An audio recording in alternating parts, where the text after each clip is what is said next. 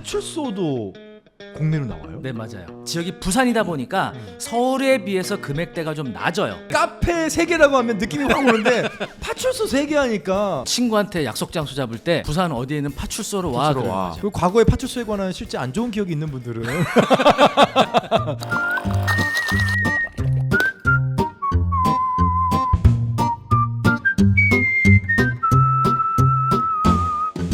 매일같이 느껴지는 지식 갈증 경제 살롱에서 따뜻한 지식 한 잔 하고 가시죠. 안녕하세요. 진행자 배우 박재민입니다. 부의 경공수를 오늘도 박철호 원장님 모셔보고 이 뜨겁게 올라오고 있는 여러 매물들에 관한 이야기 지식 한 잔 내려드리도록 하겠습니다. 원장님 어서 오세요. 네, 안녕하세요. 저희가 지금 부의 경공술 첫 번째 시간에 공매와 경매의 차이점부터 시작해서 여러 가지 이야기들을 지난 몇 주간 한번 나눠봤습니다. 혹시라도 내용이 좀 궁금하신 분들은 부의 경공술 이 첫 화부터 다시 봐주시면 되겠고요. 오늘은 온비드에 올라온 공매 물건을 가지고 좀 실질적인 얘기를 해주시겠다고요. 네, 맞습니다. 최근 들어서 이제 온비드를 통해서 매각되는 여러 가지 재산들이 좀 있었고요. 네. 그 중에 사람들이 좀 생소해하면서 관심을 가질 만한 우리가 매매로는 만날 수 없는 그런 물건이 올라오게 돼서 네. 주목을 많이 받고 있거든요. 매매로 만나볼 수 없다 하면 대충 이제 그런 것들이죠. 이제 이 부지의 용도가 정확한 네. 뭐 학교라든지 네. 그런 매물들이 좀 그런 올라왔군요. 이유가 될 거예요. 오. 만약에 우리 재민 씨께서 이제 퇴근하고 좀 늦은 시간 네. 새벽 1-2시에 집으로 가고 있는데 한두 시. 누가 뒤에서 쫓아오면 어때요? 박철원 원장님이 막 무섭죠. 빨리 어디로 달려가고 싶으세요? 뭐 근처에 있는 저 뭐 파출소라든지. 그쵸. 네네네. 이 파출소가 나왔습니다. 잠깐만요. 파출소도 공매로 나와요? 네, 맞아요. 그래요? 네. 그러니까 이 온비드로 매각되는 재산에는 여러 가지 종류들이 있거든요. 하긴 우리가 첫 시간에 네. 첫 시간인가 둘째 시간에 파출소 얘기를 한번 했었군요. 했었죠. 네네네. 방배동에 나왔었던 그 파출소가 있었는데 네. 그때는 좀 금액이 높았잖아요. 그렇죠. 서초구 방배동이다 보니까 토지 한 70여 평짜리가 네. 감정 가격이 거의 27억에 나왔었단 말이에요. 와, 그렇죠. 사실은 이제 맞네요. 웬만한 자금 여력 없이는 또 네. 접근하기 어려운 부분이 있잖아요. 그런데 이번에 나온 이 파출소 공매 물건은 지역이 부산입니다. 파출소의 건물을 낙찰 받으면 사실상 건물 외관이나 내부가 파출소 그대로 형태 유지되고 있잖아요. 그렇죠. 그래서 이 상태를 가지고 어떻게 활용하느냐 이 부분을 좀 고민을 사람마다 좀 달리 하겠지만 네. 뭐 컨셉 있는 카페 운영도 괜찮지 않을까. 그리고 또 일단은 지역이 부산이다 보니까 서울에 비해서 금액대가 좀 낮아요. 재민 그렇군요. 씨도 한 3개 정도 하실 수 있을 정도입니다. 세 개요? 네. 10개 중에 하나 3개. 네. 좀 구매가 파출소 당기는데요. 3개. 네. 되게 특별하지 않나요? 이게 파출소 이게 예를 들어 카페 3개라고 하면 느낌이 확 오는데 파출소 3개 하니까 만약에 주변에 네. 나 파출소 3개 있어. 그러게요. 깜짝 놀라지 않을까요? 그리고 뭔가 손님도 그 외관이 크게 리모델링이 안 된 상태로 네. 이 파출소 카페로 들어가면 네. 뭔가 연행되는 느낌도 좀 그렇죠. 나고. 그리고 친구한테 약속 장소 잡을 때 뭐 부산 어디에 있는 파출소로 와 파출소로 그러는 와. 거죠. 그리고 과거에 파출소에 관한 실제 안 좋은 기억이 있는 분들은 저 그럴 수도 있을 것 같은데 네. 파출소가 10개는 저는 안 좋은 기억 없습니다. 저는 좋은 기억도 있으면 안 되지. 뭐 어쨌거나 저는 파출소에 이렇게 어렸을 때 학생 때 뭐 봉사활동 간 적이 있는데 그런 좋은 기억 많습니다. 네. 근데 궁금한 게 이런 파출소, 뭐 경비 초소 이런 건 국가 소유의 공공시설이잖아요. 이게 네, 맞아요. 국가재산일 텐데 네. 이런 게 지금 온비드라고 하는 플랫폼을 통해서 공매에 올라오는 이유들이 따로 있나요? 뭐 일단은 더 이상 사용하지 않기 때문에 이제 매각이 나오는 건데. 그렇죠. 막 통폐합이 되면서. 네. 그래서 이제 뭐 우체국이 나올 때도 있고요. 또 학교가 나올 때도 있고 네. 해요. 근데 이제 사실 이렇게 부산 한 지역에서 이렇게 여러 건이 한 번에 나온 건 제가 처음 본 것 같아요. 부산의 치안이 굉장히 좋아졌거나 예, 필요 없어. 이제 범죄 없는 도시, 네. 범죄 없는 도시 내지는 뭐 이제 더 큰 어떤 이제 그 시설을 지으면서 그쪽으로 통폐합이 되면서 작은 규모의 이런 파출소 건물을 매각을 하고 있지 않나 뭐 그런 생각도 듭니다. 그렇군요. 어쨌든 온비드에서 네. 이렇게 그 총 10건이 진행되고 있었는데 보기 쉽게 제가 엑셀로 이렇게 정리를 해놨습니다. 이 엑셀 파일. 공매의 경우에는요. 네. 관리 번호라고 해요. 그러네요. 혹시 기억나실지 모르겠는데 경매에서는 그 숫자에 대해서 무슨 번호라고 하는지 혹시 기억나시나요? 2023타경 1234 하는 그 번호를 네. 우리가 경매는 사건 번호라고 하죠. 사건 번호였죠. 그렇죠. 법원에서 생소하세요, 네네. 익숙하세요? 사건 번호라는 사건 번호는 명칭이. 좀 안 좋은 쪽으로 익숙하죠. 네. 우리가 민사소송하던가 그렇죠. 형사적인 문제가 생기면 네. 모든 사건에 대해서 번호가 붙는단 말이에요. 고유의 번호가 붙죠. 사건 번호. 네. 경매도 하나의 사건이기 때문에 사건 그러네. 번호가 부여되는 거예요. 사건 번호 사건은 네. 사건이죠. 네, 민사 네. 재판의 한 종류라고 보는 거죠, 사실은. 네, 네. 근데 공매의 경우에는 관리 번호라고 해서 신청된 연도가 맨 앞에 붙고요. 네. 그리고 가운데 마지막 숫자로 구성이 돼 있어요. 네, 네. 그래서 제가 관리 번호 앞부분에 기재해드렸고, 그리고 주소, 그리고 최저 가격, 매각되는 토지의 면적, 네. 그리고 평수로 환산한 그 면적, 그리고 토지 평당 가격, 그리고 건물 면적, 용도 지역, 각 물건별 특이 사항. 아하. 와, 이거를 다 이것만 보면요. 일목요연하게. 내가 애써서 온비들 통해서 일일이 검색하고 막 이게 용도 지역이 뭐고 이게 특이 사항이 뭔지 안 알아봐도 된다는 거죠. 아, 야, 근데 굉장히 중요한 팁이네요. 이 온비드라고 하는 플랫폼을 활용한다면 내 조건에 맞는 매물들을 몇 개를 골라서 엑셀 파일로 정리를 해놓는 이런 습관은 굉장히 중요하겠네요. 네, 맞아요. 그러면 그 중에 몇 개만 한번 볼까요? 네, 좋죠, 좋죠. 투자해도 될 만한 물건 하나 하고 네, 좀 주의해야 될 물건 하나 이렇게 한번 소개를 드려볼게요. 네, 한번 재민 씨께서도 보고 이거는 괜찮나 안 괜찮나 이걸 한번 판단을 해보시면 좋을 것 같습니다. 네, 자, 보고 계시는 화면은 온비드 첫 메인 화면입니다. 네. 여기 통합 검색란에다가 아까 제가 기재해드린 관리번호 하나를 입력하시고 검색을 하시게 되면 이와 같이 물건이 나타나게 되고요. 네, 클릭하시게 되면 이와 같이 상세 화면을 보실 수가 있으세요. 네. 부산광역시 금정구 회동동. 자, 보시면은요. 최저 가격이 2억 5,300만 원입니다. 오. 이게 원래 감정 가격이 2억 8,100만 원이었어요. 네. 그랬다가 2억 5,356만 8천 원까지 유찰된 상태인데 향후 입찰 그 계획은 1억 4천까지 유찰될 계획입니다. 유찰되는 것도 계획이 나오는군요. 일정표가 미리 나와 있어요. 일정표가 만약에 네. 유찰이 된다면 네. 1억 4천까지 그렇죠. 떨어진다. 네. 일주일 단위로 진행을 하게 될 거예요. 그래서 촬영일 기준으로 최저가는 현재 2억 5,300이지만 네. 만약에 이번 주도 유찰이 되면 다음 주에 또 차감된 금액으로 2억 2,500, 1억 9,700에서 1억 4천이니까 네. 평당 460만 원이 나와요. 와. 이 정도면 어떻게 대출 없이 그냥 확 해버릴 수 있죠. 사실 많은 분들께서 야, 저 정도는 통장에 있는 거 예를 들면 뭐 적금 1억 4천. 해약하고 그럼 갈 수 있겠다라고 생각하실 것 같은데요. 위치 한번 볼까요? 근데 이거 조심해야 될 게 있어요. 조심해야 될 게 나오는군요. 네, 자, 바로 여기거든요. 여기. 대로변 아닌가요? 네, 대로변이긴 한데 자, 저 고속도로인가요? 로드뷰를 한번 보여드릴게요. 네. 그 로드뷰를 봐야 돼.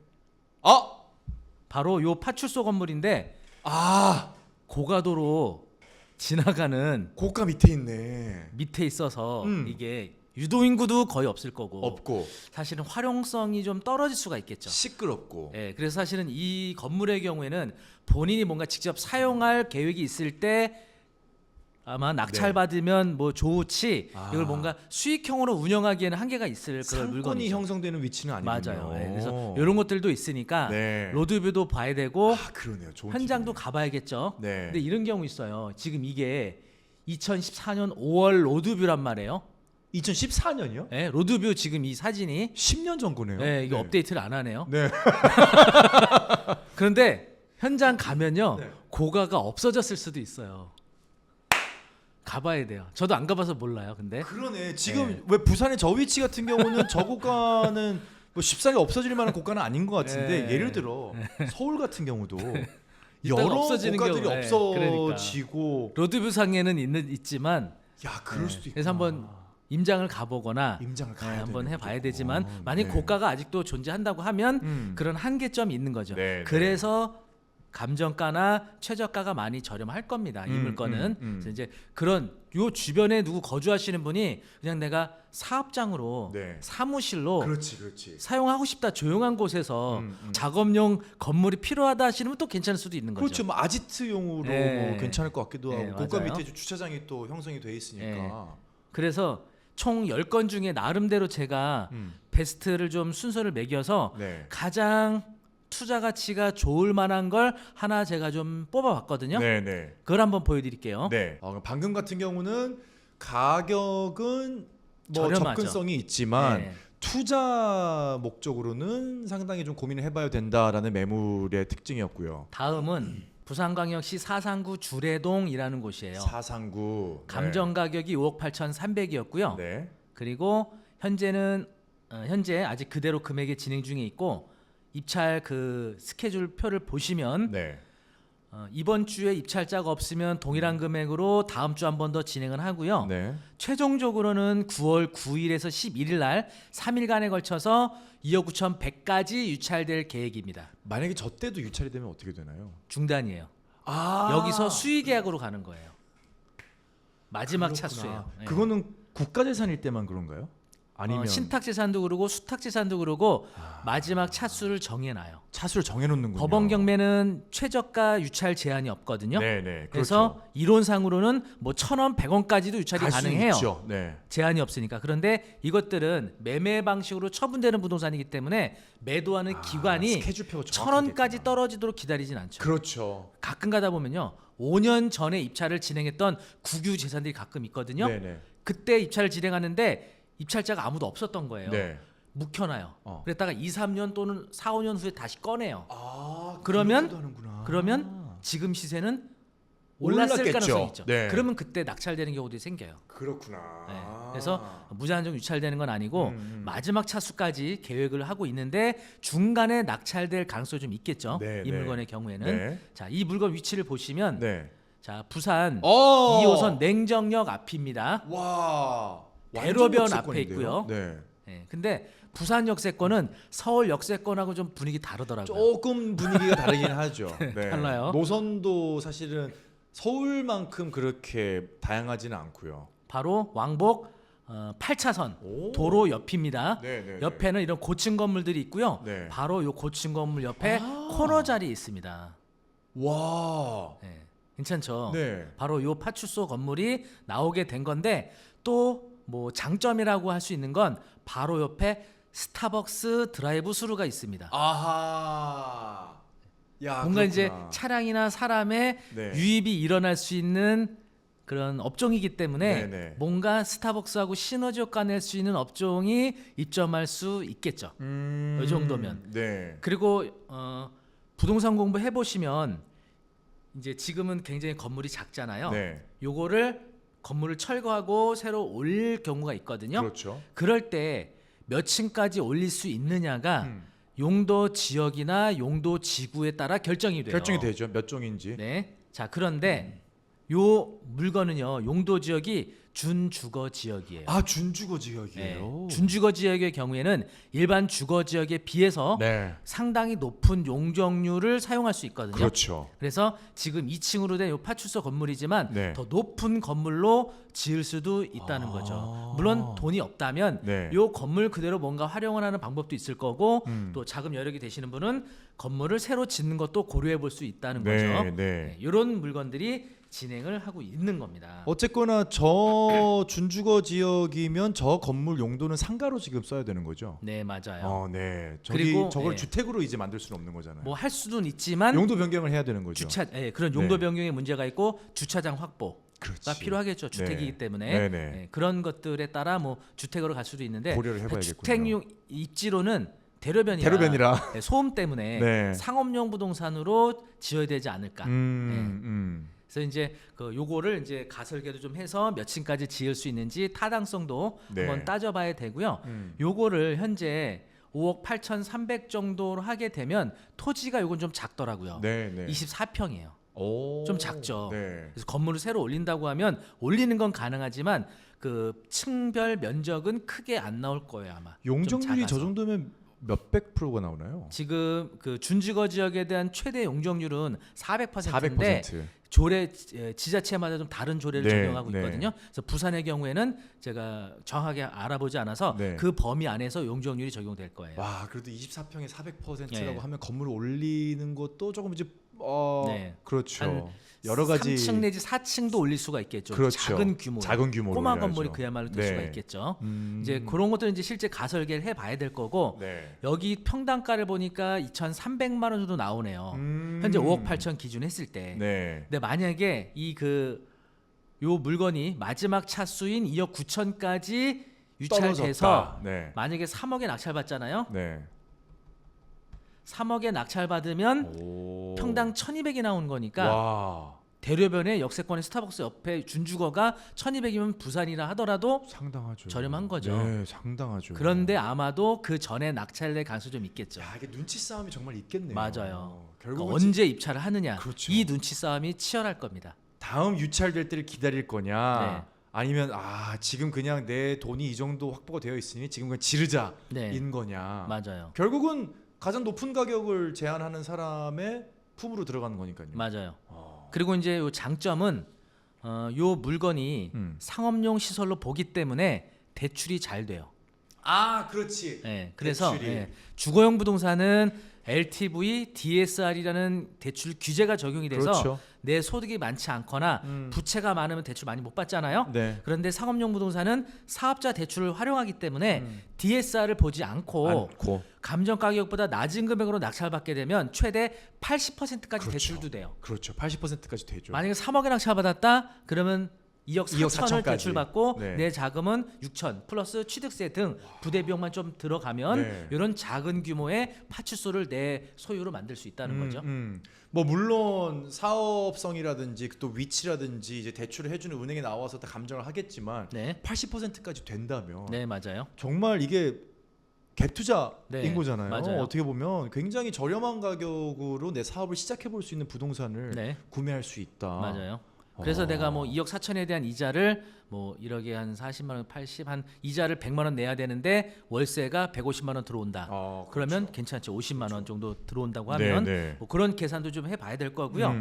이제 이 물건은 국유지산을 매매 방식으로 온비드로 입찰하는 거기 때문에 낙찰이 되면 네. 정해진 기한 안에 그 국가 기관하고 매매 계약을 체결하셔야 되고요. 네. 매매 계약 체결하고 나면 정해진 기한 안에 잔금을 지불하셔야 돼요. 네. 그렇게 되면 소유권을 취득하게 되고 뭐 내가 리모델링을 하든 직접 사용을 하든 가능해지는 거죠. 완전히 100% 제 소유가 되는 거죠. 더 이상 국유재산으로서의 성격은 완전히 소멸이 되는 없어지고 거죠. 내 소유권으로 넘어오는 거죠. 와. 야, 참 재밌을 것 같은데 네. 이 국유재산에는 뭐 지난번에는 청와대 경비처소도 말씀해 주셨고 네. 오늘은 이제 이 지금 치안센터 네. 이제 파출소도 얘기를 좀 해주셨는데 국유재산에는 또 다른 종류의 재밌는 매물들도 다양해요. 있나요? 뭐 여러 가지 종류라고 말하면 아파트도 있고요, 단독주택도 있고요, 상업용 건물 다 있구나 정말. 네, 많아요. 뭐 최근에 우리가 이제 그 우편물을 접수하러 가는 우체국 있잖아요. 네. 우체국도 통폐합이 되면서 매각으로 나왔었던 적이 있어요. 평택에. 그래서 그 평택 우체국을 카페로 그대로 활용한 분도 계셨어요. 네. 그런 특별한 물건들도 국유재산으로 이렇게 매각이 되고 있죠. 그럼 좀 궁금한 게 네. 국유재산이라 하면 사실 저희가 지금 이제 경매처럼 네. 어떤 사건 번호가 부여되는 게 아니잖아요. 네. 그렇다면 좀 그런 궁금함이 듭니다. 국유재산은 더 안전하다. 왜냐하면 약간 온비드를 가면 저처럼 이제 그 온린이 네. 온비드 어린이들은 이 잘 모르다 보니까 초보자들 입장에서는 뭐 그냥 막연하게 불안하고 두렵거든요. 네. 근데 국유재산이라고 하면 뭔가 권리관계에 있어서 네. 조금 더 깔끔할 것 같고 네. 어떤 뭐 부채 뭐 이런 관계도 좀 없을 것 같고 조금 더 그런 게 맞나요? 맞아요. 그 경매의 경우에는요. 네. 등기부등본을 보면 그저당 가압류, 압류, 가처분, 가등기 등 이런 것들이 무서운 단어들이 막 복잡하게 돼 있잖아요. 공포 영화처럼. 네. 네. 그걸 권리 분석을 잘 해야 되는데 네. 국유재산 등기부등본을 보면 도화지, 아무것도 없구나. 화이트, 백지, 깨끗합니다. 순백의 상태. 국가가 네. 대출을 받겠어요? 누가 압류를 하겠어요? 그러면 깨끗합니다. 우리의 세금으로 등기부등본 운영되고 있는 전혀 문제될 것도 없고 네. 또 온비드 공매에 대한 막연한 또 어려움 중에 하나가 점유자의 명도에 대한 부담이 있단 말이에요. 네. 그런데 국유지산은 명도할 필요가 없단 말이에요. 지금 보시는 것처럼 명도가 필요가 없구나. 네, 그러네. 여기 지금 비어져 있잖아요. 이미 끝났으니까 용도가. 맞아요. 아파트나 상업용 부동산도 마찬가지예요.